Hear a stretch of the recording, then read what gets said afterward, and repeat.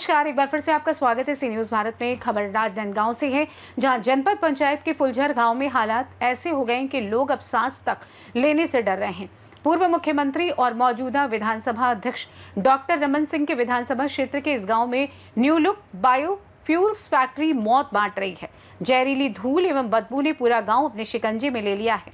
हालात इतने बुरे हैं कि लोग छत पर कपड़े तक नहीं सुखा पाते और न छतों पर चढ़ पाते हैं। बच्चों और बुजुर्गों में दमा, खांसी, खुजली और एलर्जी जैसी बीमारियां तेजी से फैल रही हैं। ग्रामीण कह रहे हैं कि यहां पर अब जीना नहीं बल्कि सजा काटने जैसा हो गया है। खेतों में धूल जमने से फसलें तक बर्बाद हो रही हैं।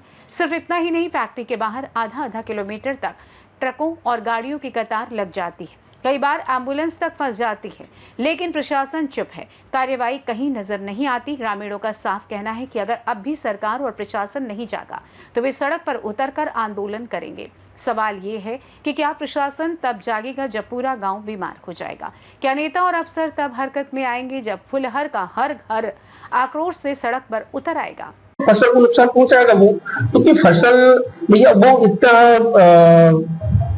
रासायनिक है कि फसल में जैसी पहुंची ना फसल को नुकसान होना तय है।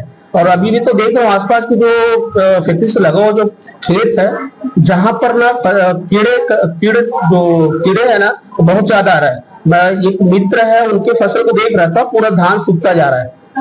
कीड़ा लग रहा है उसमें, क्योंकि प्रदूषण के कारण कीड़ा ही लग रहा है। वो सूखेगा, निश्चित है उनका फसल को नुकसान होगा और किसान को भी लॉस होगा। जो किसान उत्पादन ले रहा है वो उत्पादन ले नहीं पा रहा है, उनको भी दिक्कत होगी। और अभी स्टार्टिंग है, आने वाले भविष्य में तो और ज्यादा भयावह होगा। पालना में बहुत बहुत धन्यवाद देता हूँ। दूसरा बार आया हूँ, हमारे गाँव चिंता आप मन है भाई, ओकर लिए बहुत बहुत धन्यवाद। मैं कंपनी गे रहा हूँ 8-10 महिला और गेरी गाँव के, मैं महिला मन गेरी तब बोले एनओसी देने वाला की गलती है। अगर एनओसी नहीं देती 6 दिन नहीं मिलती, पहले एनओसी देने वाला बोलो, उसके बाद फैक्ट्री में चढ़ाई करेंगे। और 7 दिन का समय मांगा है कि उसका सिस्टम लगाएंगे तो नहीं उड़ेगा करके, लेकिन 10 का घरों घर आसपास में बैगा टोला के 15-20 आदमी मोड़ फोन लगा दी, मुझे धमकी दे दी एनओसी कागज देती है। पहले जान ले भैया मैं नहीं दे एनओसी के, तब शांत हो, नहीं तो आने बन बोले चालू कर रही मोबाइल में। कई आदमी फोन आते मोर पास, तो देना नहीं रही एनओसी की। मैं नहीं रहा हूँ भैया, सरपंच कोई दूसरा डिस्ट्रिक्ट बताओ, तब थोड़ा शांत होते, उल्टा पुल्टा बोले कि एक धुआं बहुत ज्यादा फैल गई है गांव में और घर घर में जाते एक धुआं से बहुत परेशान है। डस्ट टाइप से उड़ा थे काला काला और वो घर में जाके जमा थे।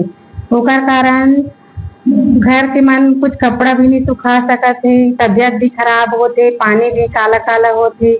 इकर कारण बहुत परेशान है और ऐसे लगत कि ये गांव में कि चलना मुश्किल हो गई, रहना मुश्किल हो गई, बहुत ज्यादा परेशान है। और यहाँ रोड में जो गाड़ी खड़े होते ओकर लिए भी गांव वाले मन बहुत परेशान है। एक लिए बहुत शिकायत कर चुके हैं न मन कई बार, लेकिन ध्यान नहीं रहे थे। तो एक बार बोला था कि एक लिए रोक लगाया जाए कि इतना जो गंदा धुआं एक से उड़ा थे वो हमारे गांव नहीं, कई 7-8 गांव परेशान है। और हम ला के यहाँ बोलते कि फुलझर के कारण ये होते, तो हम बार बार ये बोला था और बोलना चाहते हैं कि ये धुआं जो फैला थे गांव में और बाहर में का लिए रोक लगाया जाए।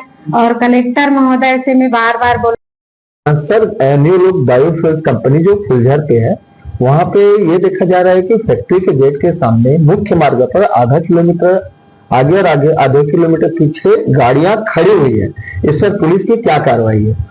हम लगातार चालानी कार्रवाई कर रहे हैं।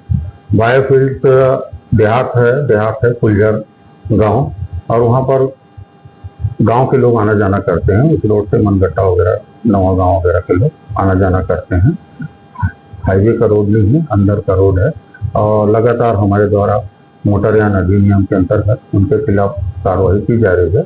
और उनका जो पार्किंग बना हुआ है वो उनके प्लांट के बाजू में बना हुआ है, उनको समझाइश भी दी गई है। और नियमानुसार हमारे द्वारा समय समय पर यातायात नियमों का उल्लंघन करने के संबंध में कार्रवाई की गई है। क्या नियम के अनुसार से गाड़ियां खड़े करना ट्रैफिक नियम के उल्लंघन के अंतर्गत आता है कि नहीं आता? ऐसे सड़क पे गाड़ी खड़े करना, जो आपका प्रश्न था उसकी उत्तर मैंने पहले दे दिया है। जो यातायात नियमों का उल्लंघन कर रहे हैं उसमें हमारे द्वारा लगातार कार्रवाई की गई। अभी तक आप लोगों के द्वारा कोई चालानी कार्रवाई यहाँ पे की गई है? पूर्व में कई बार चालानी कार्रवाई की जा चुकी है और आज आप बोल रहे हैं तो और चालानी कार्रवाई की जाएगी। साथ ही साथ उनको लिखित में हमारे द्वारा दिया भी गया है पार्किंग के संबंध में कि आपके यहाँ वाहन बहुत अधिक आती हैं, उनकी व्यवस्था बनाए, तो उनके द्वारा व्यवस्था बनाया गया। सरपंच ने स्वतः कहा कि पीछे में जो रोड है उस रोड में। राजनांदगांव से सी न्यूज संवाददाता तुलसी गौतम की रिपोर्ट। फिलहाल के लिए इस खास रिपोर्ट में बस इतना ही। देश दुनिया की तमाम बड़ी खबरों को जानने के लिए आप जुड़े रहें सी न्यूज भारत के साथ। हर खबर आपके साथ, आपके हाथ।